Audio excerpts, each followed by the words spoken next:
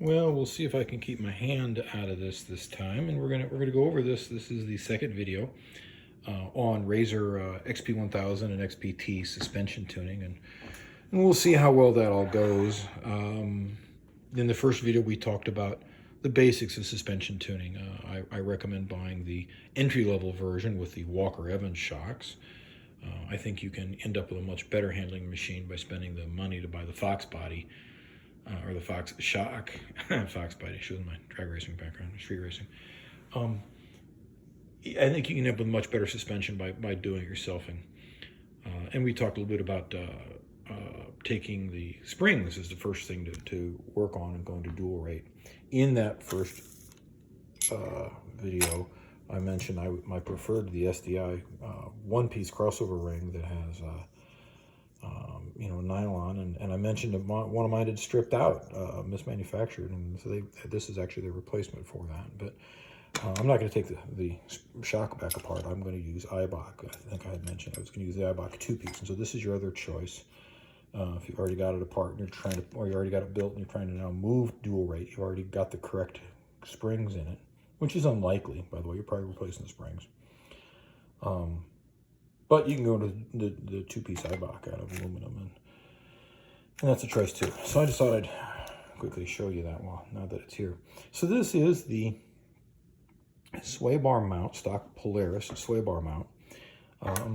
You're gonna be replacing this at some point for a couple of reasons. One, you may be trying to move to video and hold this phone at one hand. This isn't the most successful way to go doing this, but it is what it is. You may be wanting to put quick disconnect in. Maybe you're going to use something like this. That's a 3/8 trailer quick disconnect pin with some vinyl tubing on it, shrink tubing on it, which, by the way, fits perfectly, right? But realize that, you better have your machine with zero weight, zero load on it, or this, not preload, not like you'd have in your shock, but you don't want to have any tilt, any tip that would be loading the sway bar, or you're going to have a devil of a time. It'll come out, but you'll have a devil of a time getting it back in. And that's true of all quick disconnect, by the way, including what I'm about to be showing you. But these wear out, and they don't tolerate quick disconnect particularly well because they won't drop. If you've got this bolted to your, this is what you would typically do. You'd have this bolted to your trailing arm, right? And you're gonna pull this pin, right? You're gonna pull that pin out of your trailing arm mounting brackets. You're gonna pull that pin out. You're gonna want it to lay down, and it isn't, right? You're gonna just bolt it in, and it's not gonna want to go down, right? Well, that's if you did it up top. You're gonna want to beat it up alongside the sway bar, and it's not going to go up the sway bar because it's going to be bolted rigidly down up on your sway bar, right? So it just won't go, right? You need something that, if you're going to use the cheap and dirty quick disconnect, you're going to need something here that pivots. Well, the Steinjager does all of those things.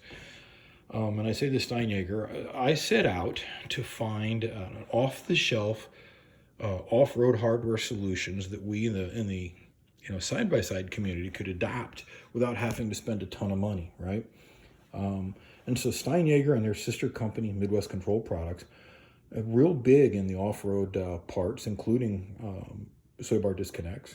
They make a lot of other things too, but bottom line is they offered a lot of solutions that I was able to just take bits and pieces out of and create a series of solutions. You're about to see them.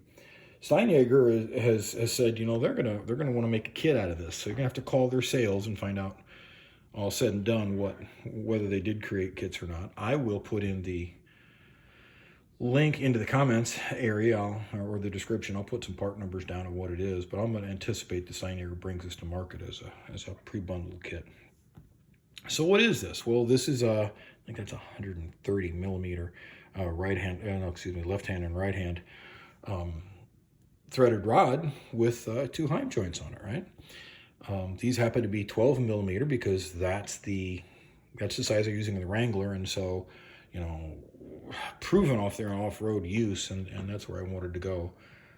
We of course are 10 millimeter from the factory, and so we need to get down to some way to support 10 millimeter, and that's pretty easy when you look at the width that we need to fit in between our trailing arm rails. We got those two bars, those two tabs that you got to fit inside, right? So you use what they call high offset inserts. Well, I'm not going to mess with that. I'm trying to do things one-handed, but there's one that's in there already. Yeah, I guess I can put that in. What the heck? It doesn't take much. And that is the exact same width. When you do a minor modification, I'll show you that, as the factory. What's the modification? Well, here's a stock one. You can see this wider flared shoulder is a little bit bigger. It is 3/1000ths different, right? So I take 3/1000ths off. I simply hold this and I spin it slightly up against a grinding wheel. I hit on the side of a grinding wheel, and it's going to get hot fast. But I take 3/1000ths off of each surface, and when I took 3/1000ths off of these, then bam, I had an exact width replacement that now will certainly lay down and pivot all. I mean, look at that. You can swing the thing, right? So that's going to lay down or mount up, if you will, to your sway bar if you choose to run a quick disconnect like this, right? You're going to quick disconnect it off your trailing arm and then just pivot it up. You'll pivot it off the top heim joint, right? Pivot it up and then just connect it with, you know, Velcro or bungie cord or tie wrap, you know, zip tie, whatever you're going to use. It depends on how long you want to keep it held in place. So there's some user preference there. But that's it, right? That's Steinjager and Midwest Control Product parts. There's one last remaining thing you got to do. I bought these inserts. These are 12 millimeter to 10 millimeter inserts. Heck, here's the part right here. Again, you know, description and comments.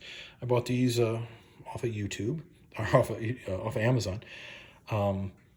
Polaris makes something similar, and you got to put these inside. You got to press them in. They're a little oversized. They don't quite slide in, but they do press in easy. That's what I use. This nut and bolt right here. That's 12 millimeter nut and bolt, and they press in. And you can see I've got a set pressed in here, right? And they fit perfectly. I used 2, and it just happened to be the perfect dimension, right? So there you go. That was it. That's a factory replacement with Steinjager Midwest Control Product parts.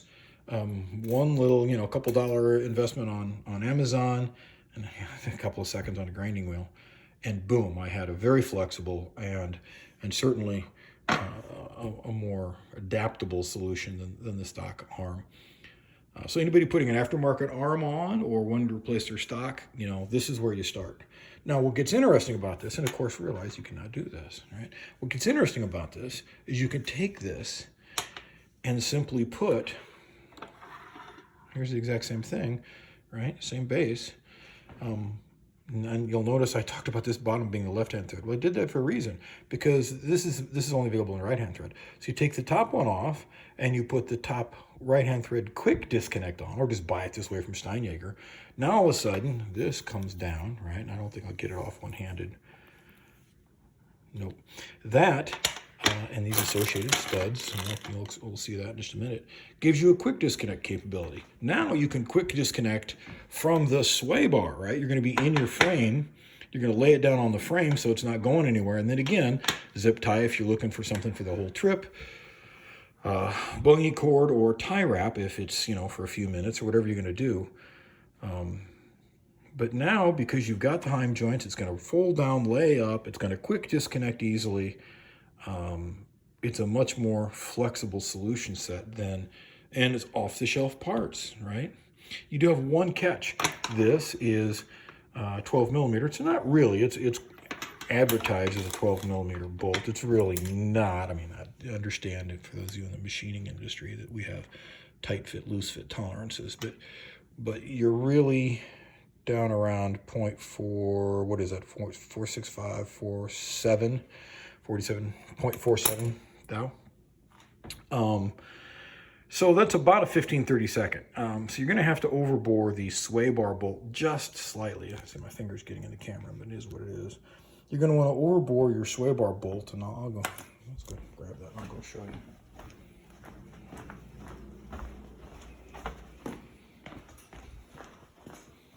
Right, and let's just talk about this for a second while we're here. So if you quick disconnect down here, right, you're going to want to be able to pivot this sway bar link up and attach it here somewhere. But because this is a rubber mounting and it's bolted firmly and tightly here, That's not going to happen. I mean, you're going to be sitting there with a hammer, you're going to be torquing on it, or you're going to be making this loose, in which case you got to wear in a weak spot. You don't want that, right? So the Heim joint gives you the ability to pivot that up and down. Now this is going to pivot.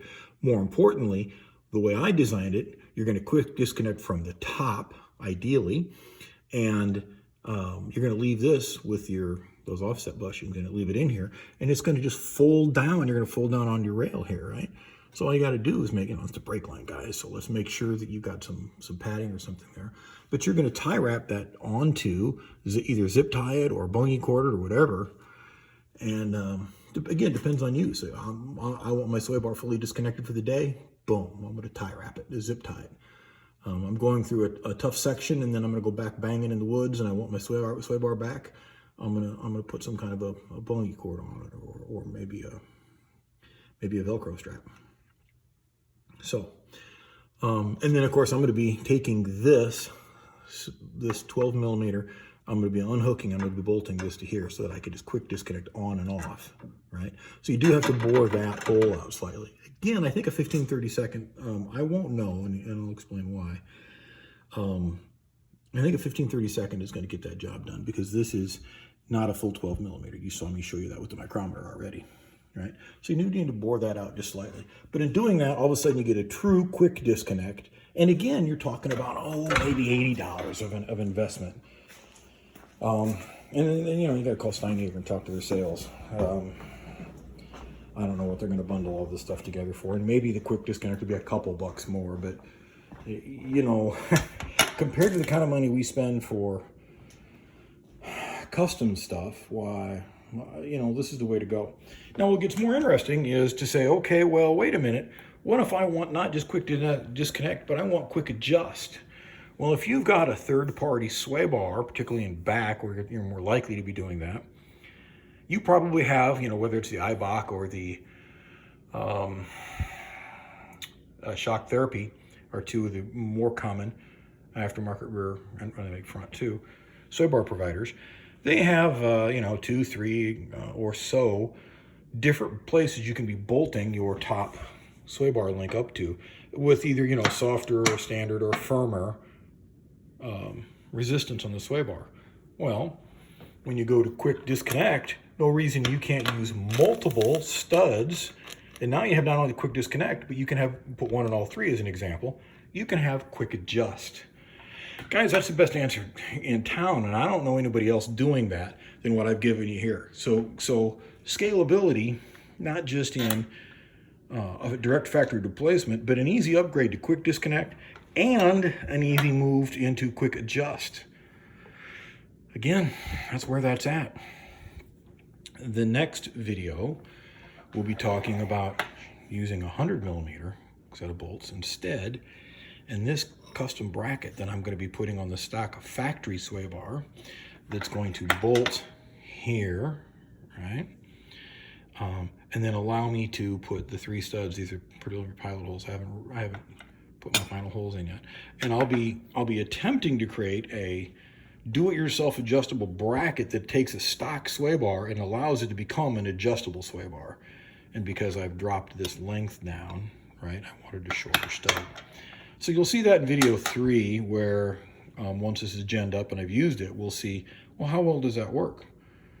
But that's the plan, right? Quick, and even if it does not, by the way, and you decide, or you're already using a shock therapy or an iBach, I'd probably use the iBach sway bar.